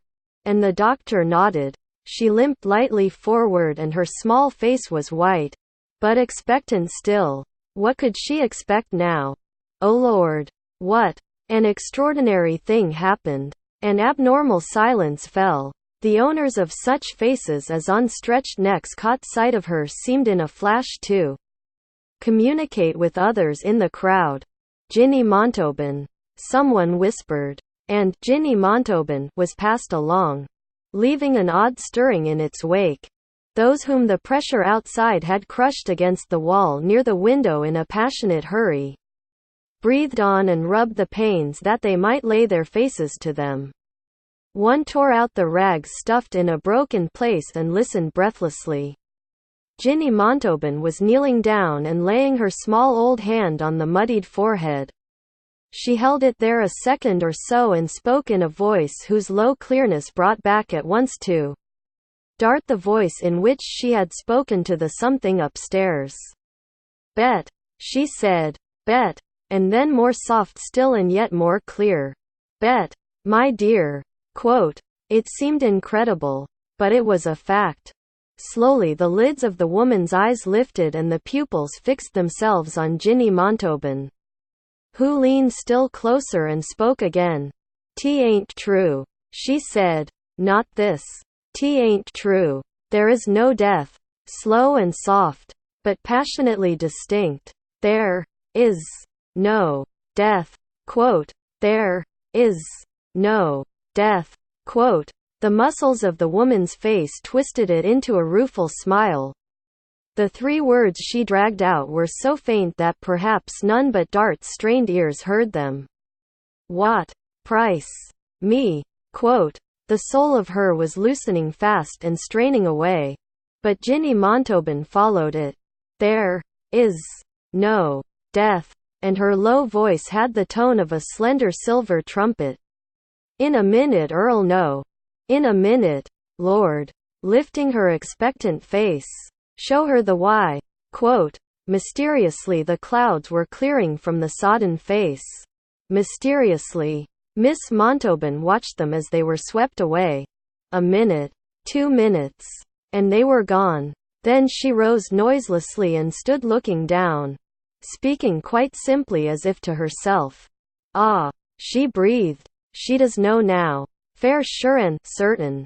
Quote, then Anthony Dart, turning slightly, realized that a man who had entered the house and been standing near him, breathing with light quickness, since the moment Miss Montauban had knelt, was plainly the person Glad had called the curric, and that he had bowed his head and covered his eyes with a hand which trembled.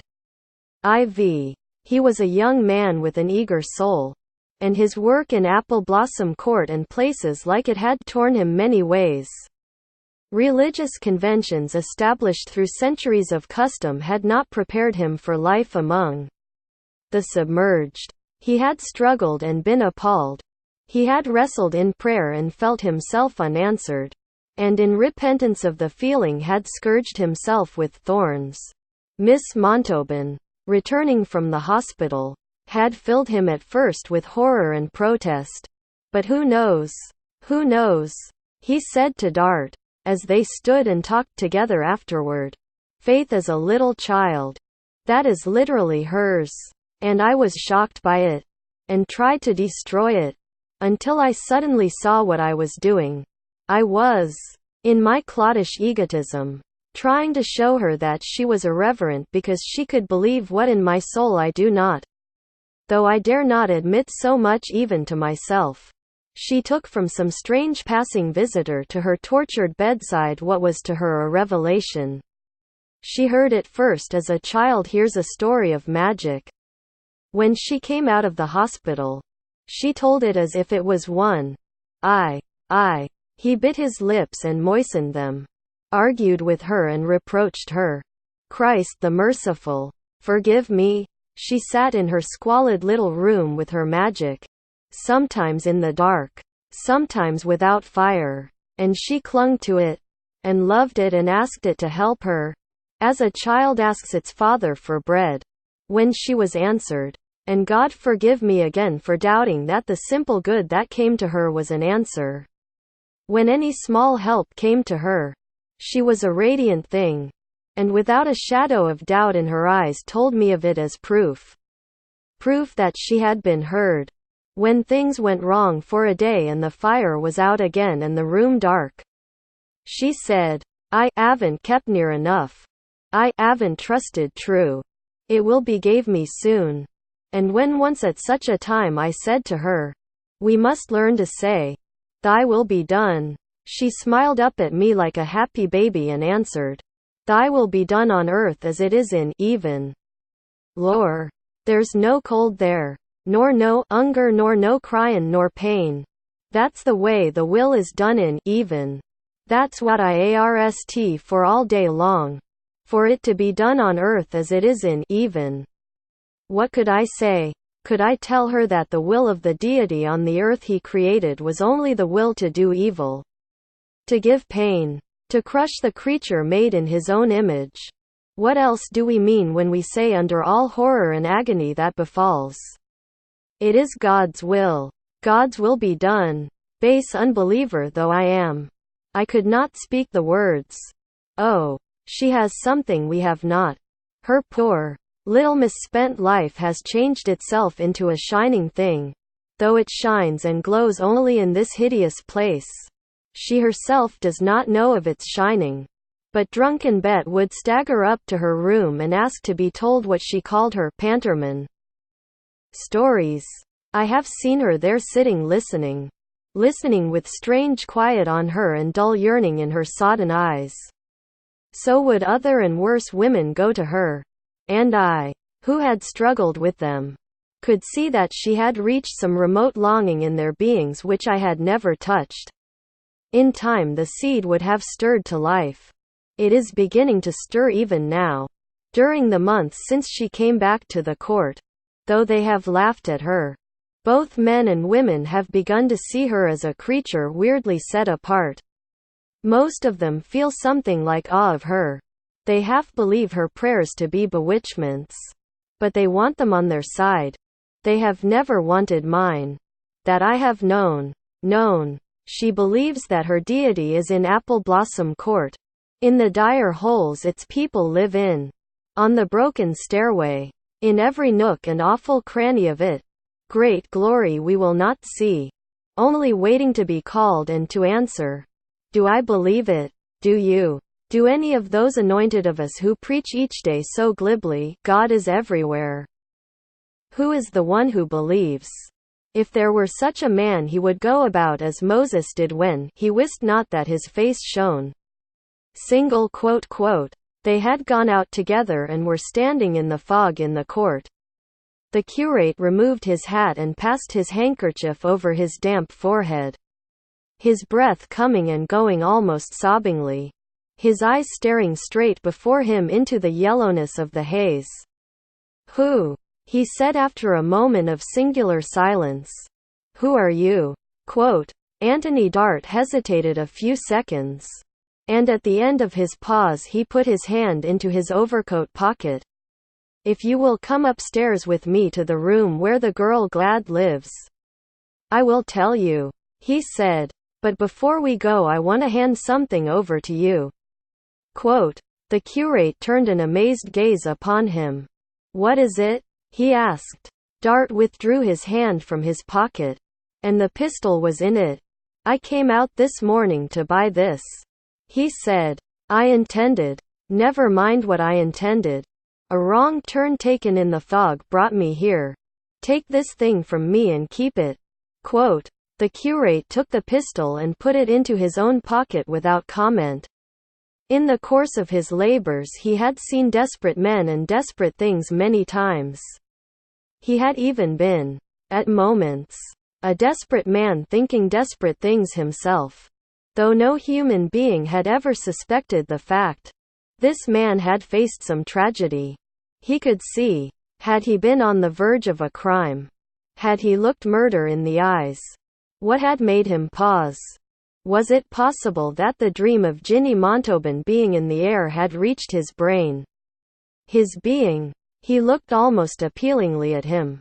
But he only said aloud, "Let us go upstairs." Then, so they went. As they passed the door of the room where the dead woman lay, Dart went in and spoke to Miss Montauban, who was still there. "If there are things wanted here," he said, "this will buy them." And he put some money into her hand.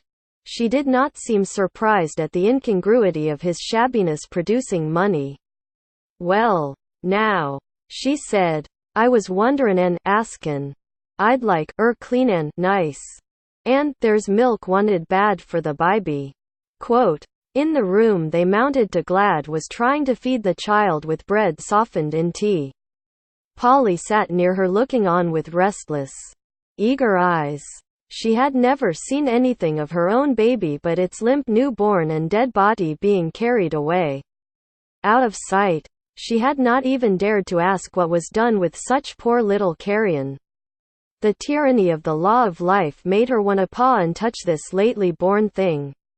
As her agony had given her no fruit of her own body to touch and paw and nuzzle and caress as mother creatures will, whether they be women or tigresses or doves or female cats. Let me hold her, Glad, she half whimpered. When she's fed let me get her to sleep." Quote, "All right," Glad answered. "We could look after between us well enough." Quote, the thief was still sitting on the hearth, but being full fed and comfortable for the first time in many a day. He had rested his head against the wall and fallen into profound sleep. "What's up?" said Glad when the two men came in. "Is anythin' 'appenin'?" Quote, "I have come up here to tell you something," Dart answered. "Let us sit down again round the fire. It will take a little time." Quote, Glad with eager eyes on him handed the child to Polly and sat down without a moment's hesitance. Avid of what was to come, she nudged the thief with friendly elbow and he started up awake. "'E's got somethin' to tell us," she explained. "The currick's come up to 'ear it. To sit 'ere." Polly, with elbow jerked toward the bundle of sacks. "It's got its stomach full and it'll go to sleep fast enough." Quote, so they sat again in the weird circle. Neither the strangeness of the group nor the squalor of the hearth were of a nature to be new things to the curate. His eyes fixed themselves on Dart's face, as did the eyes of the thief, the beggar, and the young thing of the street. No one glanced away from him. His telling of his story was almost monotonous in its semi-reflective quietness of tone. The strangeness to himself, though it was a strangeness he accepted absolutely without protest, lay in his telling it at all, and in a sense of his knowledge that each of these creatures would understand and mysteriously know what depths he had touched this day. "Just before I left my lodgings this morning," he said, "I found myself standing in the middle of my room and speaking to something aloud. I did not know I was going to speak. I did not know what I was speaking to. I heard my own voice cry out in agony, 'Lord, Lord, what shall I do to be saved?'" The curate made a sudden movement in his place and his sallow young face flushed. But he said nothing. Glad's small and sharp countenance became curious. "Speak, Lord. Thy servant 'eareth," she quoted tentatively. "No," answered Dart. "It was not like that. I had never thought of such things. I believed nothing. I was going out to buy a pistol and when I returned intended to blow my brains out." Quote, "Why?" asked Glad, with passionately intent eyes. "Why?" Quote, "Because I was worn out and done for. And all the world seemed worn out and done for. And among other things I believed I was beginning slowly to go mad." Quote, from the thief there burst forth a low groan and he turned his face to the wall. "I've been there," he said. "I'm near there now." Quote, Dart took up speech again. There was no answer. None. As I stood waiting, God knows for what, the dead stillness of the room was like the dead stillness of the grave. And I went out saying to my soul, "This is what happens to the fool who cries aloud in his pain." "I've cried aloud," said the thief. "And sometimes it seemed as if an answer was coming. But I always knew it never would." In a tortured voice. "'T ain't fair to arst that why," Glad put in with shrewd logic. "Miss Montalban she allers knows it will come." And it does. Quote, something? Not myself. Turned my feet toward this place, said Dart. I was thrust from one thing to another. I was forced to see and hear things close at hand. It has been as if I was under a spell. The woman in the room below. The woman lying dead. He stopped a second, and then went on. There is too much that is crying out aloud. A man such as I am. It has forced itself upon me. Cannot leave such things and give himself to the dust. I cannot explain clearly because I am not thinking as I am accustomed to think. A change has come upon me. I shall not use the pistol as I meant to use it. Quote, Glad made a friendly clutch at the sleeve of his shabby coat. Right, oh, she cried. That's it. You buck up Sime as I told her. Why ain't Stony broke and there's allers To-morrow. Quote, Anthony Dart's expression was weirdly retrospective. I did not think so this morning, he answered. But there is, said the girl. Ain't there now? Currick, there's a lot o' work in yet. Could do all sorts o' things if why ain't too proud. I'll elp soll the Currick. Why ain't found out yet what a little folks can live on till luck turns. Me, I'm goin' to try Miss Montaubyn's why. Lees both try. Lees believe things is comin'. Lees get to talk to us some more. Quote, the curate was thinking the thing over deeply. See, Glad enlarged cheerfully. Look almost like a gentleman. P'raps can write a good and spell all right. Can Quote, yes. Quote, I think. Perhaps. The curate began reflectively. Particularly if you can write well. I might be able to get you some work. Quote, I do not want work. Dart answered slowly. At least I do not want the kind you would be likely to offer me. Quote, the curate felt a shock. As if cold water had been dashed over him. Somehow it had not once occurred to him that the man could be one of the educated degenerate. Vicious for whom no power to help lay in any hands. Yet he was not the common vagrant. And he was plainly on the point of producing an excuse for refusing work. The other man, seeing his start and his amazed, troubled flush, put out a hand and touched his arm apologetically. I beg your pardon, he said. One of the things I was going to tell you, I had not finished, was that I am what is called a gentleman. I am also what the world knows as a rich man. I am Sir Oliver Holt. Quote, each member of the party gazed at him aghast. It was an enormous name to claim. Even the two female creatures knew what it stood for.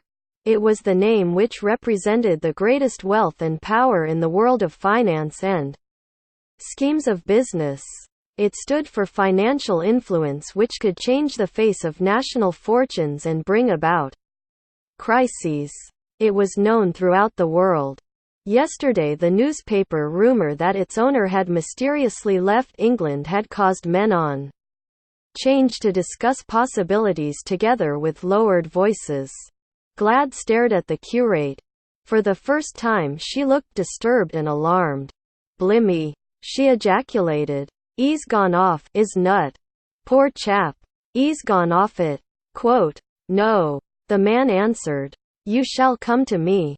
He hesitated a second while a shade passed over his eyes. To-morrow. And you shall see. Quote, he rose quietly to his feet and the curate rose also. Abnormal as the climax was, it was to be seen that there was no mistake about the revelation. The man was a creature of authority and used to carrying conviction by his unsupported word.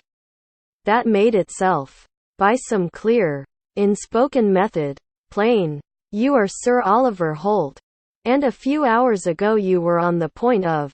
Quote, and a few hours ago you were on the point of. Quote, ending it all.